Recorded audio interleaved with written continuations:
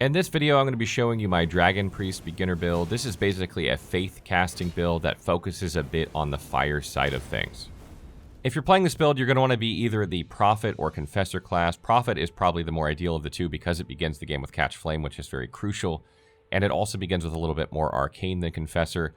You need a little bit of Arcane for this build in order to use Dragon abilities at the beginning of the game or near the beginning of the game. If you're playing a Confessor, you can sort of opt into this, you know, if that's not the way you were going, but you like what you see and you want to play it. But you need to get to Round Table Hold in order to get Catch Fire if you want to use that spell. Things you will need to put this build together are the Seal, which you begin the game with, the Catch Flame spell, which you'll have if you're the Prophet and you need to acquire if you're a Confessor, and you also want the Dragonfire spell. In order to get the Dragonfire spell, you'll need to defeat Akil the Flying Dragon in the lake, and then go to the Church of Dragon Communion and exchange it with the Dragon Heart you get from him. So those are the things you really need for this. That's really pretty much it. Now, to make this build even more potent, you don't really need to use any melee weapons or anything like that. You're going to upgrade your Seal to +3 as soon as you can. Best way to do that is to get the stones from the trolls up on the hill there. If they smash that stone object, you'll get a bunch right away. And then head into the tunnel area and farm them there. There's like, I don't know, 6 in there that you can just pick up from the walls. That should be enough to get you to +3 right away. Additionally, if you kill the boss in the tunnels there, you'll get the Roar Medallion. This is supposed to increase the effectiveness of breath attacks, which Dragonfire is. However, I did a little bit of testing and I can't seem to see a difference. It doesn't seem like the spells do any more damage or have a wider AoE or cast any less. So I don't know if this is working as intended or if I just can't notice a difference, but nonetheless, it's there if you want it. One other piece of equipment that you can get and replace your Finger Seal with is the Dragon Communion Seal if you want. This seal actually buffs Dragon Communion spells, so the incantations you learn from Dragon Communion are going to be stronger when you use it, and this thing actually scales with Arcane and Faith, which is fantastic, because you actually will need more and more Arcane to use more and more Dragon attacks. So if you're kind of going to go into the general Pyromancy Faith line, you probably don't need this, but if you want to lean heavily and more into the Dragon attacks, then you want to pick this up.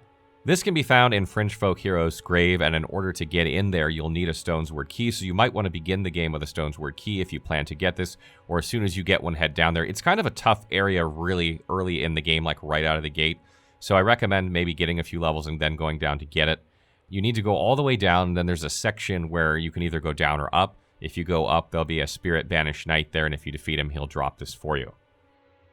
The stat you want to focus on early on for this build is Mind. This is a mana-hungry build, or FP-hungry build.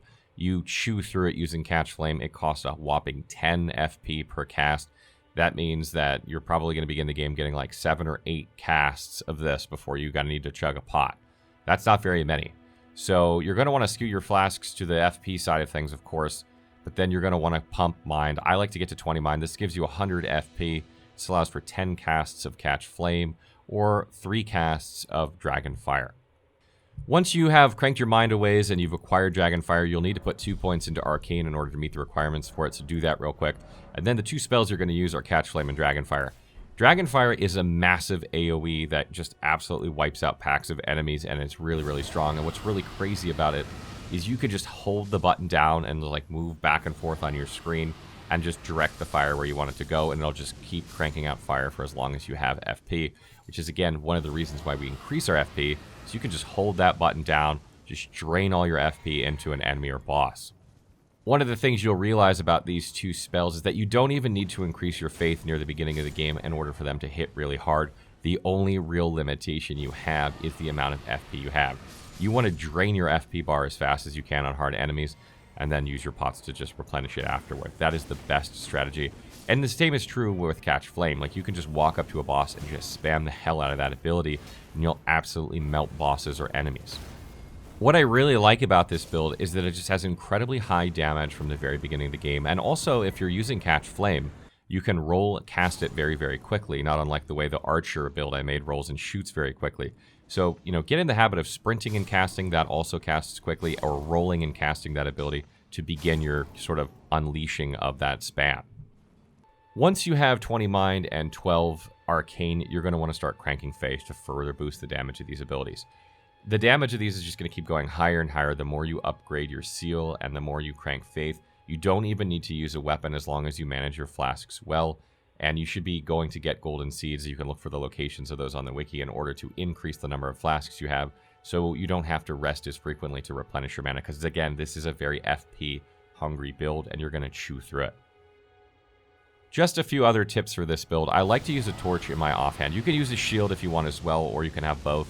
Swap between them as necessary. But there's a really nice torch in the Castle Morn area that's ability allows you to breathe fire, which just works really well with this build. Maybe you have Catch Flame in one hand and the torch in the other, and you use that. And also, theoretically, if the medallion is working from the Roar medallion, this should impact that torch as well, increasing the effectiveness of it.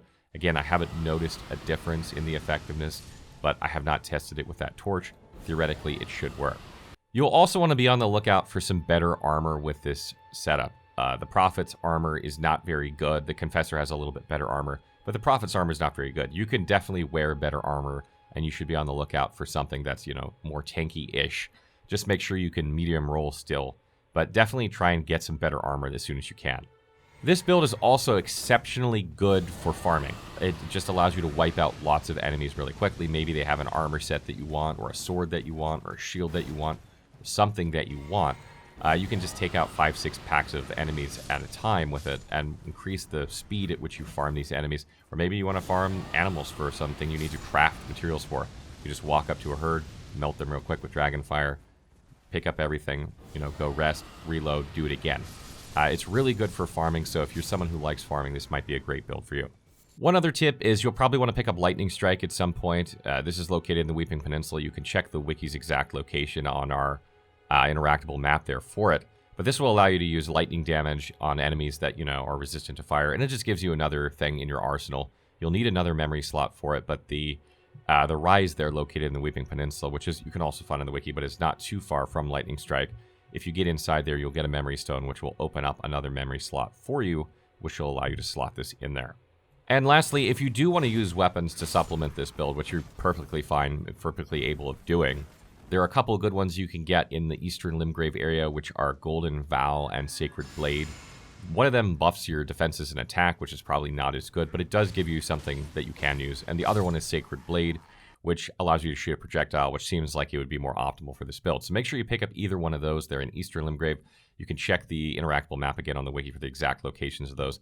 Pretty easy to get really quickly in the game. So that's it for our Dragon Priest build. I think I'm going to do one more beginner build, a strength build. People have been asking me to do a strength build, and that's the one sort of archetype I haven't done, so you can look forward to that.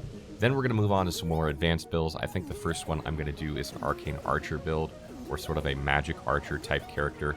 But I'm not sure where I'm going to go after that. If you have requests, please put them in the comments below.